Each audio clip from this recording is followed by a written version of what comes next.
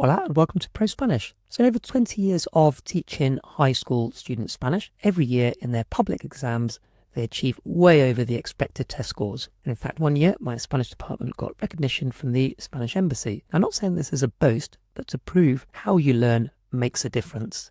I'm going to show you now what I do differently and how you can apply this to your own learning to get conversational faster. And you're also going to learn a lot of Spanish on the way. So the first thing I do differently to most language teachers, which has a massive impact on progress, is something called flipped learning. This is becoming a bit more common in teaching, but still not in many language classrooms or online courses. And if you're not familiar with this concept, it's basically where the student does some of the heavy lifting in terms of learning before the actual lesson. So in the case of my Spanish lessons, I give students a handful of phrases to learn at home before the lesson.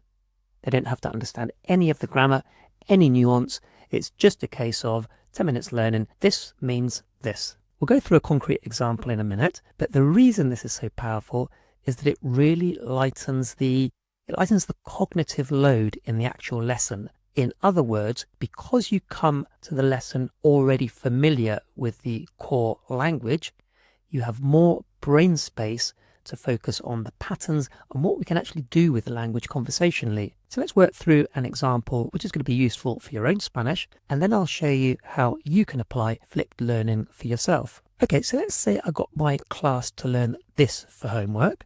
They're just like set phrases. It's completely new to them. They've no idea about the main grammar involved. I'm going to add the English for you, but of course they wouldn't need that because of their homework. Okay, so even if you're a complete beginner watching this video, imagine you're in my class and follow along. And just pause the video to give yourself some thinking time whenever you need it. Okay, a quick refresh to start with. What's the word for a mansion? Una mansión. Nice and easy. Una mansión, a mansion.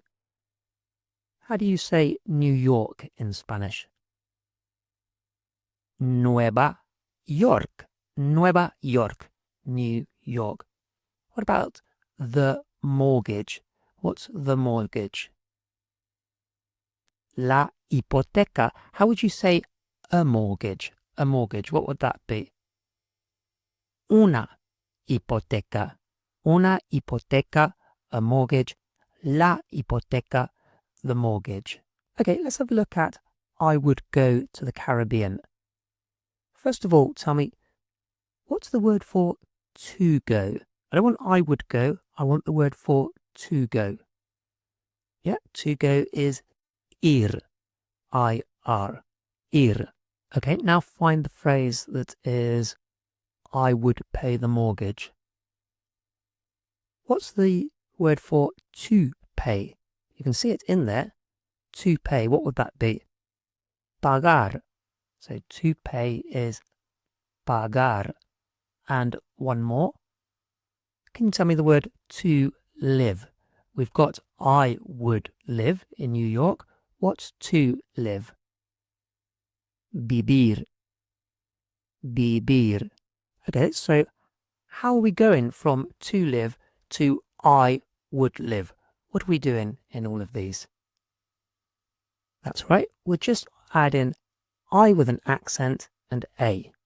So we're just taking our to do word, our infinitive, and adding I with an accent and a. Vivir, to live. Viviría, I would live. And we can see that with all of them.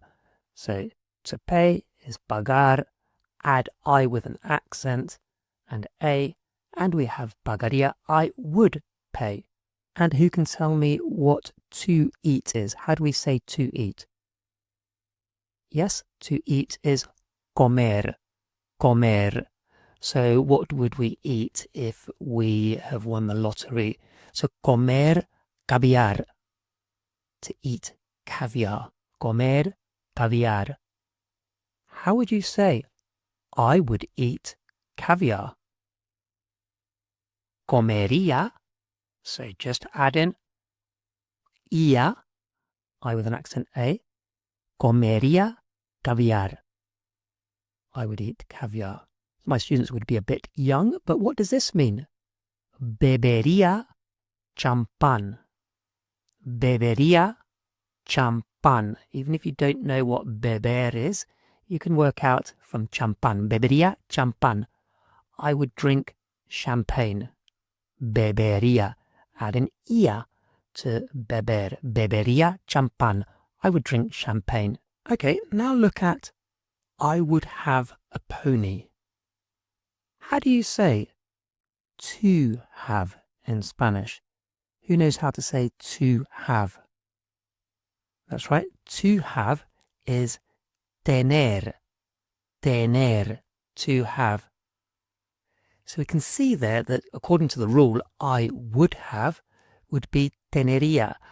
But that's not what it says. It says tendría. So we know that I would have is an irregular verb. I would have is tendría.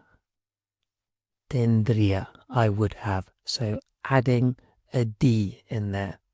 And we'll just take a quick pause there while I mention our very popular Levels 1 to 6 course. This takes the complete beginner or a near beginner right up to a conversational level of Spanish in a series of very easy to follow steps. All the lessons on this YouTube channel are supplementary, whereas the core Levels 1 to 6 is very much a step-by-step program delivered by the same teacher as all the other videos on the ProSpanish YouTube channel. And while the style is very similar to what you'll be used to from these videos on the channel, the key difference is that every lesson carefully builds on the previous lessons so that you can really feel that progress of going from very little or no Spanish up to a level where you can confidently hold a conversation in Spanish. So again, that's available exclusively from prospanish.co.uk. And let's add in another similar irregular verb. I would go out.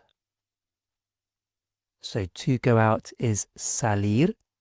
I would go out is saldría. So we've got two irregular I would.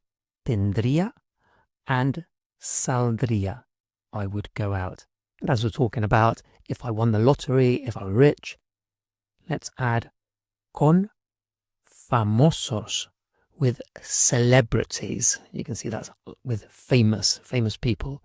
With celebrities, con famosos. Saldría con famosos. I would go out with celebrities. And there's another big difference about my teaching which gets faster progress, which you've already seen, and that's plain speaking. So not jargon or overcomplicating grammar. So a more typical approach to what I've just done would be making a big deal out of doing the conditional, a tense that's used to express hypothetical situations, blah, blah, blah, blah. And this automatically makes something that's quite straightforward really abstract and hard to integrate into a conversational framework. So let's go back to my classroom. Have a think about any you verbs you know. So like you have, you want, or did you something. So you have is tienes. You want, or the question, do you want? Quieres. Did you visit?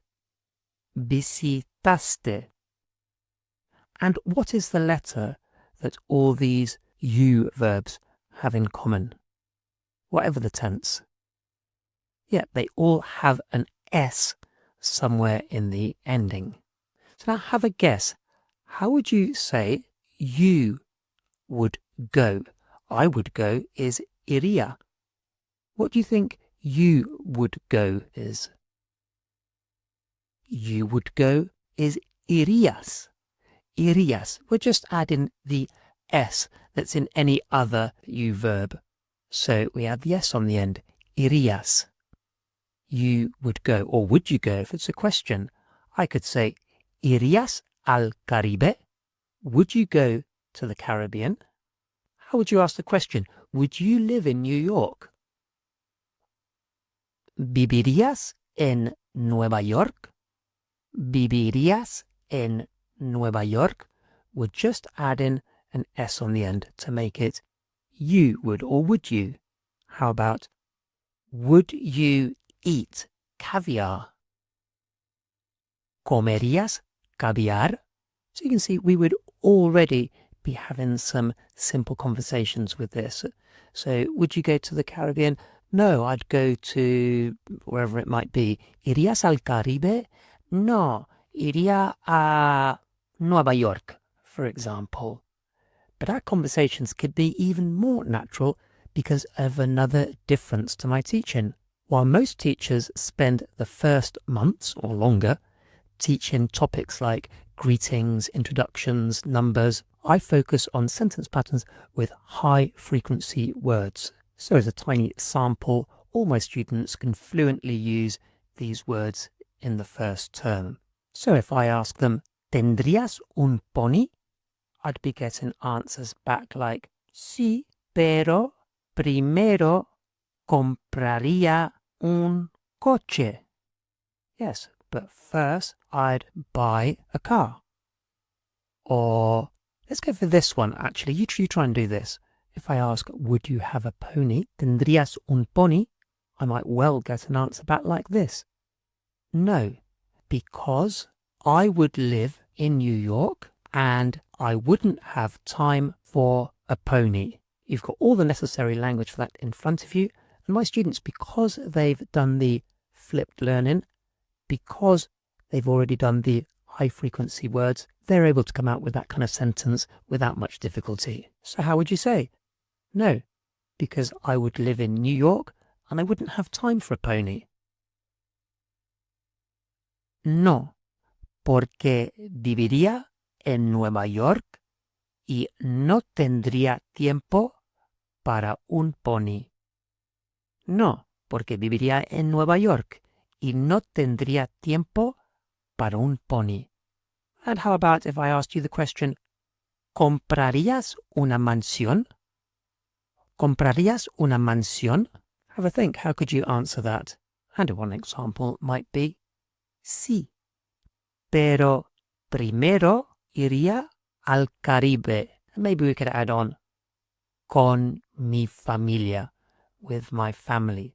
Sí, pero primero iría al Caribe con mi familia. So, assuming you're not in my class and maybe you're learning online or with a tutor, to benefit from flipped learning, you need to spend some time getting familiar with the core language of your upcoming lesson. Just 10 to 20 minutes makes a big difference. So in the case of, let's say my levels 1 to 6 course, and I'll keep using this as an example just because I think it's the best there is, but of course you can apply it to any course. So if you're doing my course, I recommend having a look at the vocab list of your next lesson before you do it. Not trying to work out any patterns or rules, just the meaning of the words. And I mean, the course is already paced to avoid cognitive overload, but any degree of flipped learning always has a significant impact. And as for incorporating high frequency words from the start, well, again, the levels 1 to 6, that has it already baked in. But if your course doesn't do this, then start working your way through the top 100 words alongside your current lessons. Now, equal to flipped learning in terms of the difference it makes to your progress is something which is often mentioned but rarely systematically implemented, and that's spaced retrieval. So my attitude is anything I teach, I want my students to still know that next week, next month, next year, etc. Otherwise, why bother teaching it if I'm going to allow them to forget it in the medium to long term? And if you're not familiar with spaced retrieval, it basically means revisiting language you've learned at strategic intervals, just at the point you're about to forget it. So each time you recall what you've learned, it becomes more deeply embedded in your long-term memory. And two things to remember are, one, it's no good just looking over what you've learned. You actually have to test yourself, and you need to do this before you forget it. And that's the retrieval bit. And secondly, you can leave longer and longer between testing yourself, so gradually increasing the interval each time as your memory strengthens. So in my levels 1 to 6 course, new language that's introduced is initially revisited or retrieved at quite frequent intervals, and gradually this becomes more spaced out. And whatever course you're doing, you can do the same. You can use apps like Quizlet to make flashcards, or just use columns on a piece of paper. If you study a lesson in the morning, try and find a moment to test yourself again later on in the day and the next day, and then you can start spacing it out. And as a rule, I'd recommend something along the lines of a 60-40 ratio. So 60% learning new stuff and 40% retrieving. So going back over and testing yourself. And as always, it's more the better. So if the language I introduced earlier was completely new to you, even after this short interval that we've had, now would be a good time to try and retrieve it and say back to the classroom, and I'm going to put you on the spot. How do you say mortgage? Can you remember the word for a mortgage? Una hipoteca, or I think we had the mortgage, la hipoteca. What was it for New York? Nueva York. Nueva York. What about I would go? How do we say I would go? Iría. Iría. How about I would have? The phrase was I would have a pony. Can you remember that? Tendría un pony. Tendría un pony. So tendría was I would have. What did we add on the end to change it to you would have, or the question, would you have? That's right, an S. So tendrías. ¿Tendrías un pony? Would you have a pony? And of course, this would be quite easy for my class because they would already have done the flipped learning at home. And going back to being put on the spot, putting students on the spot is another difference that makes my students learn faster. I'll give you an example and then tell you how to apply this to your own learning. So in my class, students don't raise their hand if they can answer the question. They raise it if they can't. So let's say in my next lesson, I start firing questions related to what we've just studied. Would you go to the Caribbean? Would you buy a pony? I'd ask the question, ¿vivirías en Nueva York? Would you live in New York? I'd wait a couple of seconds to give anyone unable to answer the question the opportunity to plug their knowledge gap before pouncing at random. Now, initially, this can be quite uncomfortable for students, having to speak spontaneously in Spanish on demand. And it can have them squirming in their seats at first, but the point is that very quickly they get used to it, and before long, it's normal and no longer uncomfortable. So, the takeaway from this is that you need to get outside your comfort zone, even if it makes you squirm. If you're doing my course, very early on, you will have enough language to engage in conversations, so take any opportunity to speak Spanish, however uncomfortable it makes you feel, because you will get over that. Okay, I did have a lot more to say, but this video is already running on longer than is healthy, so I'll finish with another reminder. If you're looking to become confident, competent and conversational in Spanish, then head over to prospanish.co.uk where you can download the full levels 1 to 6 course.